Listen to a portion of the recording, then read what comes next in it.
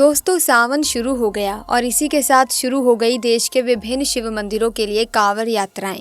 लगभग सभी कांवड़ यात्राएं नदी तट से ही, खासकर गंगा के किनारे से ही शुरू होती हैं। इनमें से बिहार के सुल्तानगंज स्थित जानवी गंगा के तट पर अजगवीनाथ से झारखंड के देवघर स्थित बाबा बैद्यनाथ के बीच की कांवड़ यात्रा सबसे लंबी यात्रा है। इतनी लंबी अर्थात 105 किलोमीटर लंबी पद यात्रा देश या विदेशों में भी कहीं नहीं होती है। लेकिन दोस्तों तब क्या हुआ जब कांवड़ ले जा रहे भक्त को बेकाबू बस से बचाने आए खुद नंदी बैल। एक सच्ची घटना जिसने सबके मन में भगवान भोलेनाथ के प्रति आस्था को और बढ़ा दिया।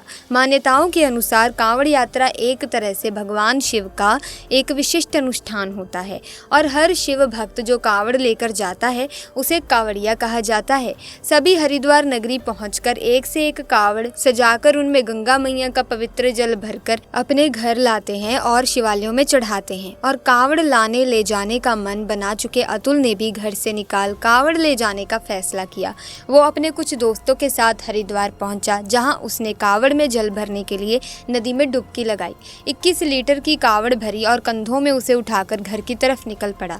अतुल लगातार हरिद्वार से चला, अब मेरठ जा पहुंचा था और उसने कांवड़ियों के लिए बने विश्राम घर के नज़दीक ही अपना कांवड़ रखा और थोड़ी देर विश्राम करने के बाद चलने का फैसला किया।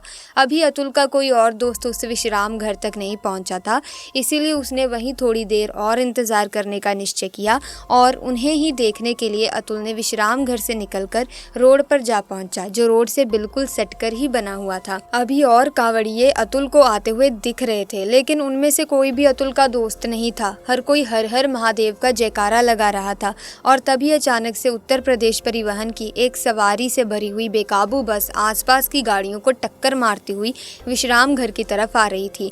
दरअसल बस के ब्रेक फेल हो चुके थे। आसपास के कांवड़ियों में भगदड़ मच गई और देखते ही देखते 60 के ऊपर से स्पीड में चल रही बस कांवड़ियों के विश्राम घर से सिर्फ 300 मीटर की दूरी पर ही थी। जो कांवड़िया रोड से आ रहे थे वो बहुत तेजी से भागे, जिस वजह से अतुल भी घबराया और वो भी पीछे मुड़कर भागता कि उससे पहले ही वो जमीन पर गिर गया। अतुल बस को नजदीक देखकर बहुचक्का सा हो गया, जमीन पर एक जगह ही स्थिर सा हो गया। उसे कुछ भी समझ नहीं आया, लेकिन वो ये जरूर समझ गया था कि अब उसका बचना नामुमकिन है। उसने आंखें बंद की और अपने बीते हुए खुशी भरे दिन को याद करने की बजाय महादेव से क्षमा मांगने लगा कि मैं अपनी और आपकी कांवड़ यात्रा पूर्ण नहीं कर पाया, मुझे क्षमा करना महादेव। इतने में ही एक बहुत जोर की आवाज हुई। ऐसा लगा जैसे वो बस दीवार से जा टकराई हो। अतुल ने जैसे ही आंखें खोली तो उसकी आंखों से आंसू बहने लगे। वो घुटनों पर बैठा और हर हर महादेव के जयकारे लगाने लगा।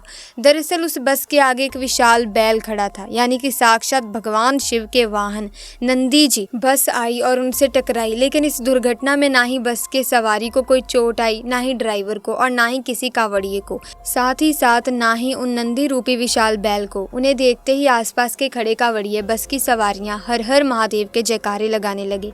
सबने ये सुनिश्चित किया कि आखिर उन बैल को कुछ हुआ तो नहीं, लेकिन वो विशाल सा बैल बस धीरे धीरे अपने रास्ते पर चलने लगा। फिर क्या था, अतुल भी जोश से भर गया। उसे ये पता चल गया कि महादेव ने उसकी विनती सुनी है और उन्होंने अपने वाहन नंदी को भेजा, ना सिर्फ अतुल को बचाने के लिए बल्कि उन सभी बस सवारियों को बचाने के लिए भी।